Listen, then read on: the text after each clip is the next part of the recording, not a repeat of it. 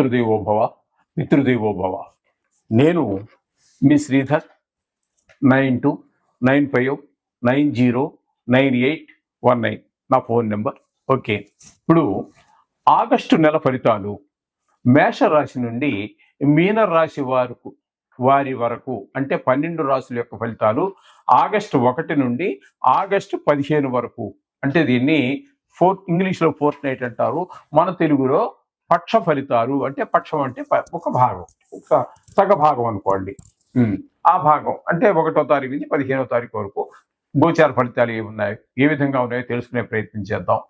తులారాశి వారికి ఆగస్టు 1వ తారీఖు 2025 నుండి ఆగస్టు 15, 2025 వరకు గోచార ఫలితాలు ఏ విధంగా ఉన్నాయి సశాస్త్రీయమైన పద్ధతిలో తెలుసుకునే ప్రయత్నం చేద్దాము. ఇవి కేవలము గోచార ఫలితాలే. ఇది వ్యక్తిగతంగా మీకు ఒక్కరికి సంబంధించినది కాదు, చాలా మంది దీనికి సంబంధించినటువంటి విషయం ఉంటుంది. ఇందులో మీ వ్యక్తిగత జాతకంలోనే ప్రత్యేకించి మీ జాతకం మీదే, ఎవరి జాతకము వారిదే ఉంటుంది. అందుచేత దానికి దీన్ని అనుసంధానం చేసుకుని చూసుకోవాలి. ఏదేమైనప్పటికీ కూడా మొత్తంగా జాతకం మీదే నడుస్తుందని మాత్రం అనుకోవాల్సినటువంటి పని లేదు. 100% జరిగినప్పటికీ మిగిలినంతా దైవానుగ్రహం వల్ల జరగవలసినదే. రాసి పెట్టుకోవడాలు, బల్లగుద్దిరాలు, బ్రహ్మదేవుడు రావడం ఇవన్నీ ఏవి నమ్మవాకండి. హరిహర బ్రహ్మాదులు వచ్చినా దీన్ని ఎవరూ మార్చలేరు. ఇటువంటి వాటిని మీరు నమ్మవలసినటువంటి పని లేదు. ఎందుకనంటే ఈ శాస్త్రాన్ని రాసినటువంటి పరాశరుల వారే అవన్నీ రాయలేదు. కాబట్టి మనం ఎంతవరకు అంటే శాస్త్రం ఎంతవరకు చెప్పిందో అంతవరకు చెప్పడానికి నేను ప్రయత్నం చేస్తాను. ఆ పైన ఒక్క మాట కూడా నేను చెప్పను, అది గమనించుకోగలరు. ఇక్కడ తులారాశి వారికి 5వ స్థానంలో, పంచమ స్థానంలో రాహుగ్రహ సంచారం జరుగుతున్నదండి.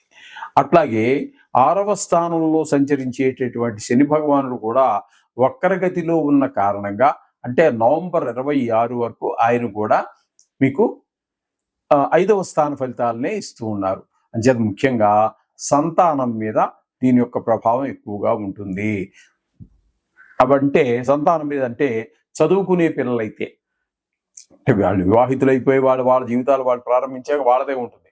మీకు ఎంతవరకు అంటే వాళ్ళు బాధ్యత తీసుకోనంత వరకు, చిన్నతనంగా ఉండి చదువుకునేంత వరకు మాత్రమే తల్లిదండ్రుల యొక్క బాధ్యత ఉంటుంది. కాబట్టి ఈ సంతానము విద్య విషయంలో కొంచెం వెనకబాటు, అంటే రాహువు శని 2 గ్రహాలు కూడా అక్కడ ఒకదాని మీద ఒకటి పోటీపడి అక్కడ ఫలితాలు ఇస్తున్నాయి. కాబట్టి 5వ స్థానంలో సంతాన స్థానం మీద, ముఖ్యంగా సంతానం మీద వారికి శ్రద్ధ తగ్గటము, మార్కులు తగ్గిపోవటము, అలాగే కొంచెం బుద్ధి బలం ఉపయోగించకపోవటము, తద్వారా గాయాలు అవటము, ఇట్లాంటివి చాలా వస్తూ ఉంటాయి.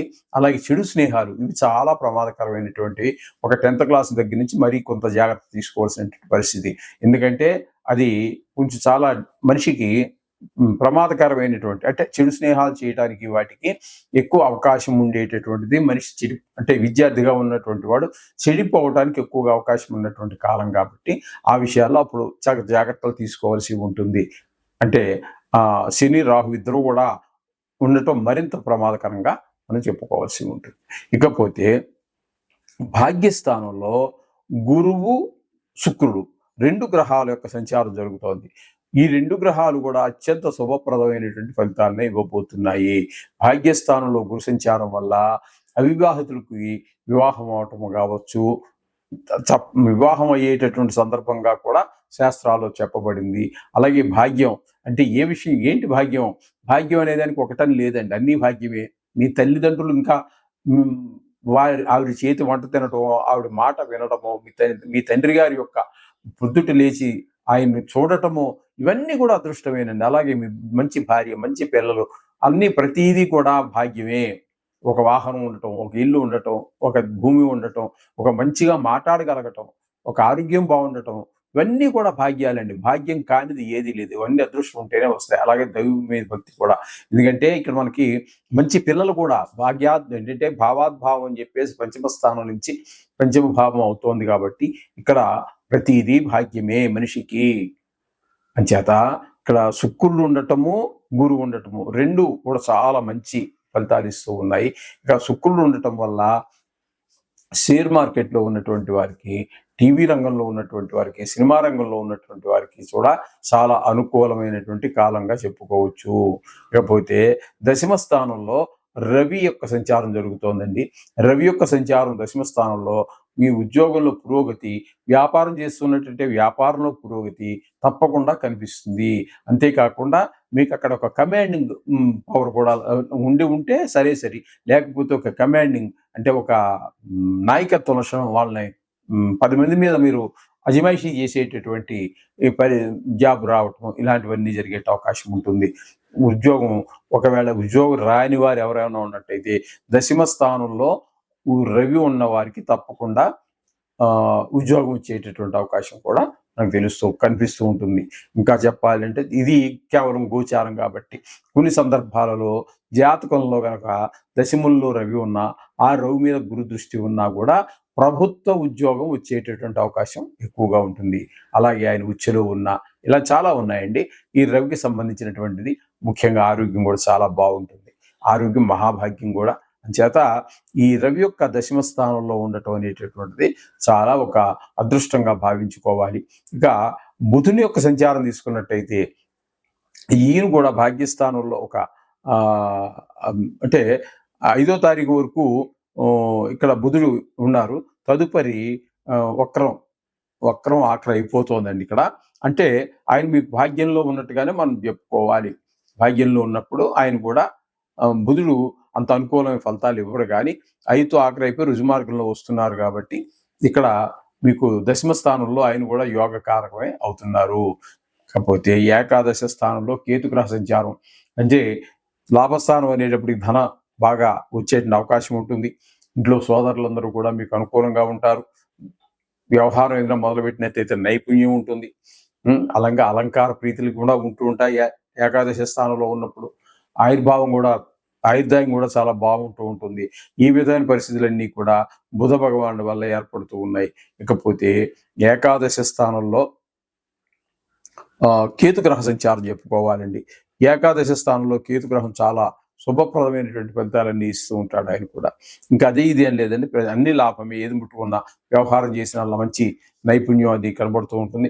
మీరు ఏదైనా ఒక వ్యవహారం చేసి అందులో పూర్తి విజయాన్ని సాధిస్తారు. ఇకపోతే వ్యయస్థానంలో కుజుని యొక్క సంచారం ఉన్నదండి. అది మాత్రం కొద్దిగా ధన వ్యయం అయ్యేటువంటి అవకాశం ఉంది. కొన్ని సందర్భాల్లో ధన నష్టం కూడా జరుగుతుందండి. ధన వ్యయానికి ధన నష్టానికి తేడా ఏంటి అంటే, ధన వ్యయం మీరు ఖర్చు చేసుకున్నారు, అనవసరం ఖర్చు కావచ్చు, మామూలు ఖర్చు కావచ్చు, అది మీరు చేసినటువంటి దానిలో బాధపడాల్సింది ఏముండవు. ఒకవేళ ఉన్నా బాధపడాల్సింది, అనవసరం ఖర్చు చేశాను బాధపడాల్సింది. ఈ ధన నష్టం అనేటటువంటిది ఏంటంటే, ఎక్కడో పెట్టుబడి పెట్టాము, అది మళ్ళీ తిరిగి రాలేదు, కొంచెం నష్టం జరిగింది. అలాగే ధన నష్టం అంటే పర్సు పోయింది, లేకపోతే ఎవరో ట్రైన్ ఎక్కేటప్పుడు పర్సు కొట్టేశారు, దొంగతనం జరిగింది. ఇలాంటివి ధన నష్టంగా మనం భావించుకోవాల్సి ఉంటుంది. కొంతమందికి కళత్ర నష్టం అంటే భారీ నష్టం అంటే చనిపోవడం కూడా కావచ్చు. ఇలాంటివన్నీ జరిగే అవకాశం కుజుని వల్ల కలుగుతుంది. ఈ విధమైన ఫలితాలన్నీ కూడా మనకి ఈ తులారాశి వారికి చెప్పుకోవాల్సినటువంటి విషయాలు. అయితే కొన్ని గ్రహాలు ప్రతికూలత, కొన్ని గ్రహాల అనుకూలత ఎప్పుడైతే ఉంటుంది, ఎప్పుడూ ఉంటుంది. ఎప్పుడైతే ఉండడం కాదు, ఎప్పుడూ ఉంటుంది.